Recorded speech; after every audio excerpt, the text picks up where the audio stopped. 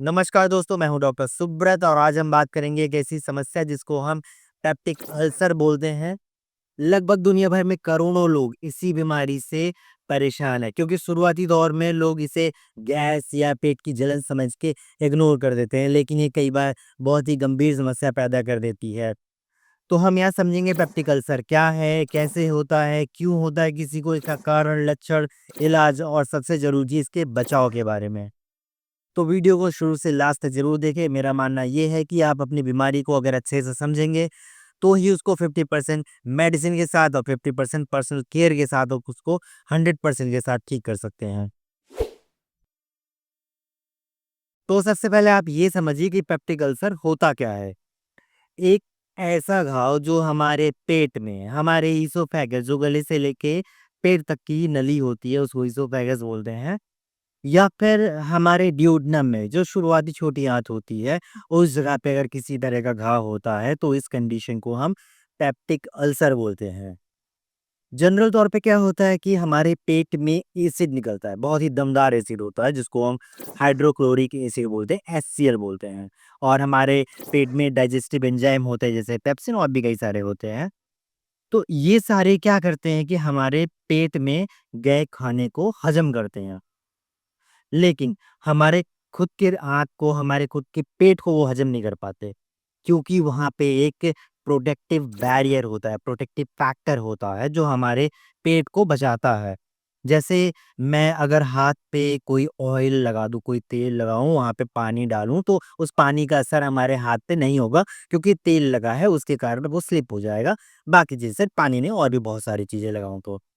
Same उसी तरह पेट के अंदरूनी हिस्से पे एक प्रोटेक्टिव बैरियर होता है, म्यूकोसल बैरियर जिसको हम बोलते हैं, वो किनारे-किनारे लगा होता है। म्यूकोसल बैरियर में म्यूकोसा होता है और प्रोस्टाग्लैंडिन्स होते हैं, बाइकार्बोनेट्स होते हैं और ब्लड फ्लो की सप्लाई होती रहती है। तो वो हमारे पेट से निकले हाइड्रोक्लोरिक एसिड को, उसके इफ़ेक्ट को हमारे पेट के ऊपर होने से बचाते हैं। लेकिन अगर किसी जगह पे ये बैरियर कमज़ोर हो जाते हैं, तो उस जगह पे हमारे पेट का डाइजेस्टिव एंजाइम और एसिड उस जगह को हज़म करना शुरू कर देता है, जिसकी वजह से वहाँ पे घाव पैदा होते हैं, जिसको हम पेप्टिक अल्सर बोलते हैं। पेप्टिक अल्सर होता ही क्यों है किसी को? चलिए अब इस पे आते हैं, इसको समझते हैं। सबसे ज़्यादा जो कारण देखा जाता है वो है एच पाइलोरी इन्फेक्शन की वजह से। एच पाइलोरी एक बैक्टीरिया होता है जिसके इन्फेक्शन लगभग 70 से 80% पेशेंट इसी इन्फेक्शन की वजह से पेप्टिक अल्सर के बनते हैं। दूसरा जो कारण देखा जाता है वो है नसेट्स की वजह से। नसेट्स मतलब non steroidal anti inflammatory drug, जिसको हम पेन किलर ही बोलते हैं, जैसे एस्प्रिन, आइबुप्रोफेन या फिर डाइक्लोफिनेक, जिसका इस्तेमाल अगर कोई लगातार कर रहा हो तो सबसे ज़्यादा पेप्टिक अल्सर बनने का कारण ये भी देखा जाता है। तीसरा जो कारण देखा जाता है वो है जो स्मोकिंग करते हैं, जो अल्कोहलिक भी होते हैं, उनमें देखा जाता है। और चौथा जो कारण होता है वो है स्ट्रेस, या फिर अगर बहुत ही स्पाइसी फूड कोई खा रहा हो लगातार, तो उसकी वजह से भी कारण देखा जाता है। तो लगभग यही कारण होते हैं पेप्टिक अल्सर होने के। चलिए अब आते हैं दूसरे फैक्टर पे कि अगर किसी को पेप्टिक अल्सर हुआ हो तो उसमें लक्षण क्या-क्या नज़र आएँगे, जिससे आप आसानी से पता लगा सकते हैं। पेप्टिक अल्सर के पेशेंट में पेट में जलन या दर्द होना कॉमन होता है। जलन में कभी आराम होता है, कभी बढ़ता है। रात के टाइम पे ज़्यादातर जलन या दर्द बढ़ जाता है और साथ में खाना खाने के बाद कुछ पेशेंट में पेट में आराम मिल जाता है और कुछ पेशेंट में इसका उल्टा होता है, पेट में जलन या दर्द बढ़ जाता है। एसिड रिफ्लक्स होता है, आपको खट्टी डकार होती है और कुछ पेशेंट में देखा जाता है पेट का फूलना मतलब गैस बनना शुरू हो जाता है। उल्टी होगा, मतली का मन होगा और भूख नहीं लगेगा। भूख ना लगने के कारण आपका वज़न घटना शुरू हो जाएगा। अगर किसी को बहुत ही गंभीर समस्या हो गई है पेप्टिक अल्सर से जुड़ी हुई, तो कई बार खून की उल्टी या स्टूल का रंग मतलब मल का रंग काला होना शुरू हो जाता है।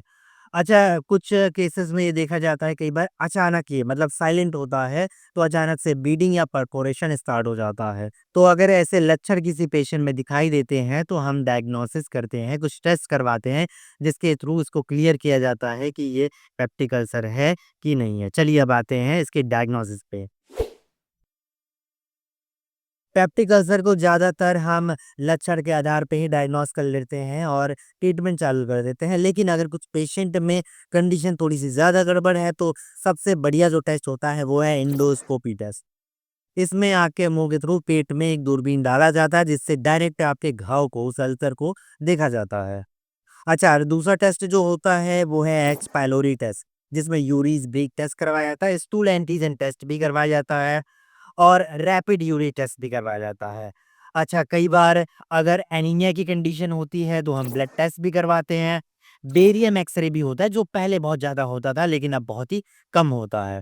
चलिए अब आते हैं इसके ट्रीटमेंट पे कि अगर किसी को पेप्टिक अल्सर हुआ है तो हम उसको कैसे ट्रीटमेंट करते हैं, क्या-क्या मेडिसिन इस्तेमाल करते हैं।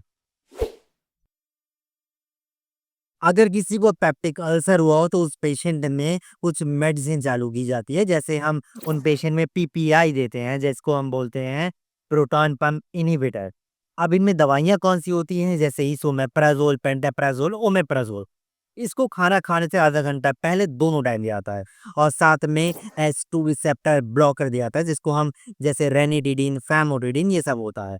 प्रोटेक्टेड लेयर बनाने के लिए हम सुकराल पेड़ देते हैं, एंटासिड देते हैं कि पेट में जाके इसको भी खाली पेट दिया जाता है लगभग खाना खाने से आधा घंटा पहले कि पेट में जाके एक परत बना दे कि डायरेक्ट खाना या एसिड आपके उस जगह पे जहाँ पे अल्सर हुआ वहाँ पे टच ना हो। कुछ पेशेंट में ट्रिपल थेरेपी की जाती है जिसको एच पायोरी इरेडिकेशन थेरेपी बोलते हैं। इसमें पीपीआई दिया जाता है, क्लरिथ्रोमाइसिन दिया जाता है और साथ में एक मेडिसिन और होती है जिसको एमॉक्सिसाइक्लिन या मेट्रोनिडाज़ोल में से कोई एक मेडिसिन दिया जाता है, वो भी 10 से 14 दिन तक लगातार।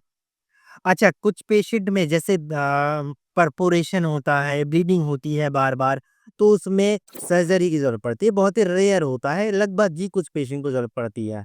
इसमें सर्जरी में जैसे वेगोटमी, एंट्रेक्टोमी और साथ में पाइलोरोप्लास्टी जैसी सर्जरी ऑप्शन होते हैं।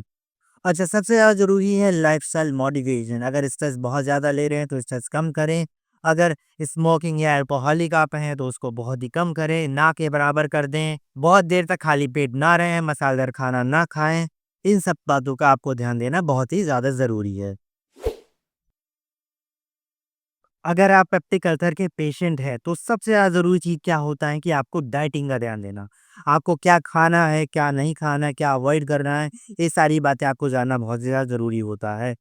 आपको खाने में बहुत ही हल्का भोजन लेना है, जैसे दलिया है या ओट्स है या फिर आपको बहुत ही लाइट मूँग दाल की खिचड़ी बनानी है या आप बॉयल खाना खाएँ, जो कि बहुत ही आसानी से हज़म हो जाए। फल में जो बहुत ही नरम फल होते हैं, जैसे कि सेब, केला या फिर पपीता आप ले सकते हैं। दूध, दही ये सब भी बहुत आसान ही होता है हज़म करने में। और आप हरी पत्तेदार सब्जियाँ लें ताकि बहुत आसानी से आपका पेट उसको डाइजेस्ट कर सके। क्या नहीं लेना है मतलब आपको वो चीज़ नहीं लेना है जो पेप्टिक अल्सर का कारण होता है। जैसे कि आपको बहुत ही ऑयली फूड नहीं खाना है और आपको जंक फूड बाहर का खाना नहीं खाना है और स्ट्रेस कम लेना है और आपको टाइम-टाइम पे हल्का भोजन लेना है। इन सब बातों का ध्यान देना बहुत ही ज़्यादा ज़रूरी होता है पेप्टिक अल्सर के पेशेंट। अच्छा, ये भी ज़रूरी है कि अगर आप अल्कोहल या स्मोकर हैं तो अल्कोहल कम करिए, धूम्रपान कम करिए या फिर ना करिए सबसे बढ़िया होगा और आपको कोल्ड ड्रिंक, चाय, कॉफ़ी ये सब बिल्कुल भी अवॉइड करना है। तो चलिए अब आते हैं इससे कॉम्प्लिकेशन पे कि आपको अगर पेप्टिक अल्सर हुआ है तो और कितनी गंभीर समस्या उसके कारण उत्पन्न हो सकती है। पेप्टिक अल्सर के पेशेंट में कॉम्प्लिकेशन तब बढ़ती है जब पेशेंट अपना इलाज ना करवा रहे हों, लगातार ये कंडीशन बनी हुई है तो उनमें कुछ कॉम्प्लिकेशन देखी जाती है जैसे उनमें ब्लीडिंग होना शुरू हो जाता है जिसके कारण उनको खून की उल्टी होती है और मल का रंग काला हो जाता है। कंडीशन जब ज़्यादा बढ़ती है तो परफोरेशन हो जाता है, अचानक से आंत में छेद हो जाता है तो ये एक इमरजेंसी कंडीशन होती है। गैस्ट्रिक आउटलेट ऑब्स्ट्रक्शन होता है जिसमें खाना आपकी आंत में आगे नहीं जा पाता। कैंसर की समस्या तब होती है जब किसी को chronic gastric ulcer plus H pylori का इन्फेक्शन हुआ हो। ये दोनों कंडीशन मिला के कैंसर पैदा कर देते हैं। तो इसमें घबराने की कोई बात नहीं है, आप पहले ही आप इसका ट्रीटमेंट करवाएँ ताकि इस तरह की कॉम्प्लिकेशन किसी में पैदा ना हो। सबसे ज़्यादा ज़रूरी चीज़ ये होता है कि कभी भी आप मेडिसिन को सोशल मीडिया पे देख के इस्तेमाल ना करें। हमेशा डॉक्टर की सलाह से ही मेडिसिन को आप इस्तेमाल करें। अगर इस चैनल को सब्सक्राइब आपने नहीं किया हो तो चैनल को करें सब्सक्राइब, वीडियो करें लाइक। मैं हूँ डॉक्टर सुब्रत। Thank you.